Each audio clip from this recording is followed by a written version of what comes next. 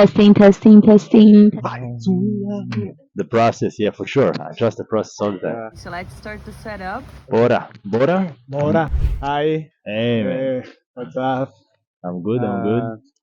So, can you introduce yourself? Yeah, my name is Shay. I traveled for the last 3 years in the world. I left Israel basically. Before that, I used to live in Israel for the last, let's say, 37 years. So, like, very small calculation, and you get to the age that I'm 40 years old.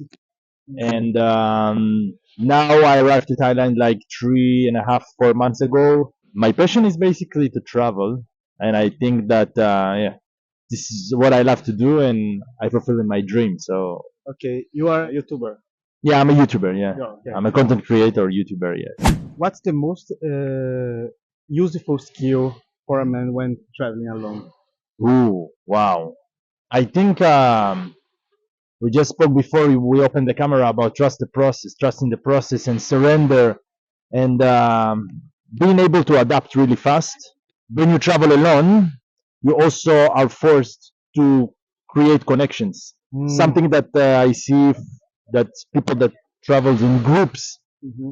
they sometimes, because of the dynamic group, they don't make that effort. And I think it's really a big part of the process of the travel is to create connections. In my opinion, all our existence is about creating connections. So I think when you are traveling, you take it to the extreme. What kind of connections? Connections with people. It can be romantic connections. It can be friendships. It can be some people that will stay with you all your life. Mhm. Sometimes I think like what I was really into is creating families everywhere I go, and it consists out of very good friends that you can trust, and they show you around, and they're really into help you. So for me, family can be everywhere. Okay, nice. You talk romantic connections. So, when you go a date with someone, uh, who pay the bills? Wow, that's a very good question. Most of the time, I pay the bills. Let's say, like, if I take it in percentages, it's like 80, 85% I pay. Sometimes the woman wants to pay.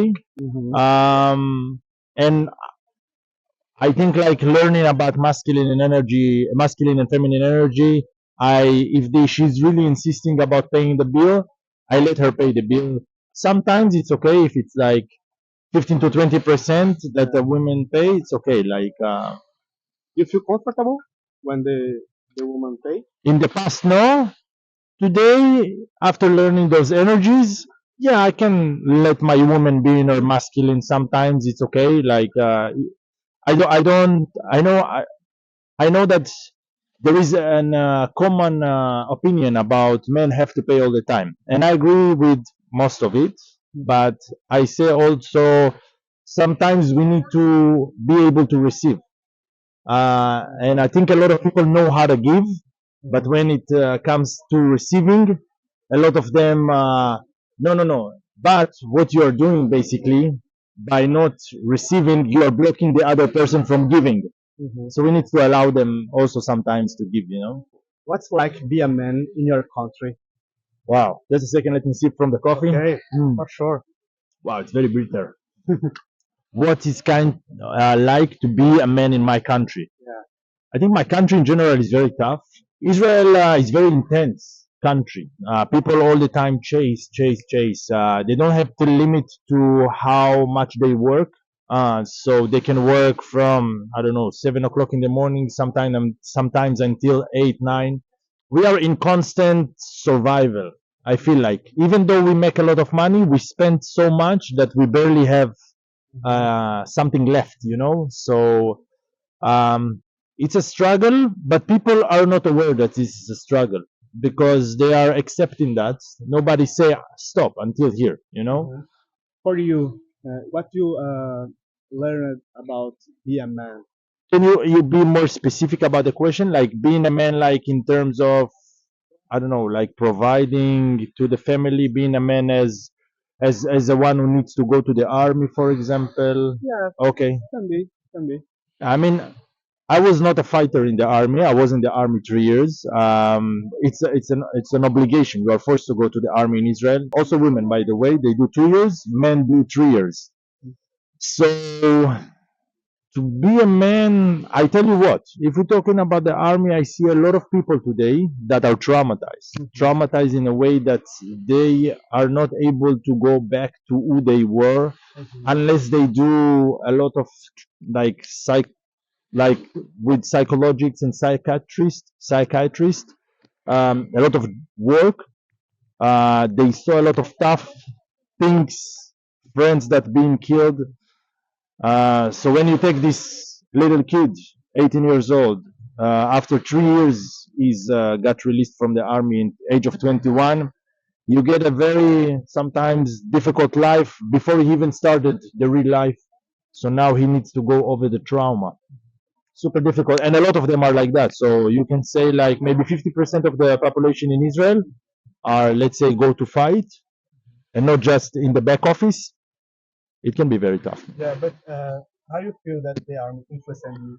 I had a lot of interesting interactions. I was not a fighter, as I told you, so I had like a lot of learning experiences in the army of understanding how an organizations work, because it's a big organization, and it's, let's say, the main organization in Israel. Everybody, the army is part of the country, the military is part of the country, very big.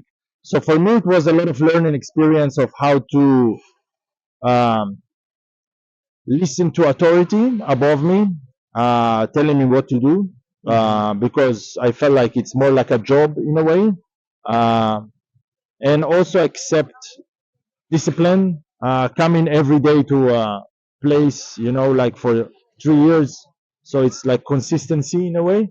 But I don't like these frames, these institutions.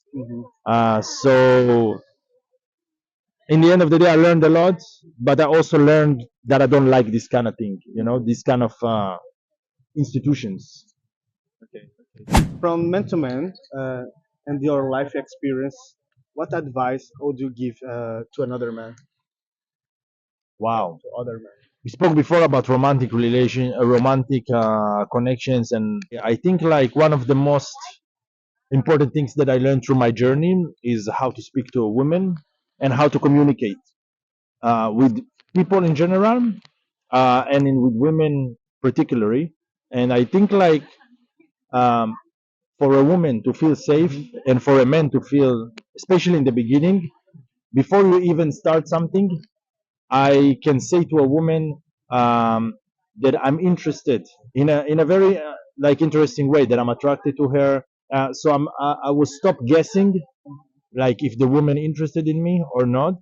And I think like I also, the experience with the women are much more positive because of that. When you speak about everything, a lot of women that were open to that kind of communication were very happy to see that there is another way of approaching them in a very gentle and open communication. So if I can give some advice to men, is communicate transparent, no drama, but communicate whatever you feel. Because when you do drama or you attacking the other person, you make him defend himself, and then he cannot really express how he wants to. So communication is definitely the key for everything, in my opinion. So Shy, I really love. Mine, love, man. Wow, that's a good question. I'm in a period that I'm really trying to understand if I'm going that way. I'm in a connection with someone new right now, and I really feel that there is something there. I don't know if it's love yet, but I definitely learn about a lot about myself through her. If I will summary to yes or no, I think that's not yet. Okay, good. So that's it. The Shy, the great friend. Yeah. Bye bye.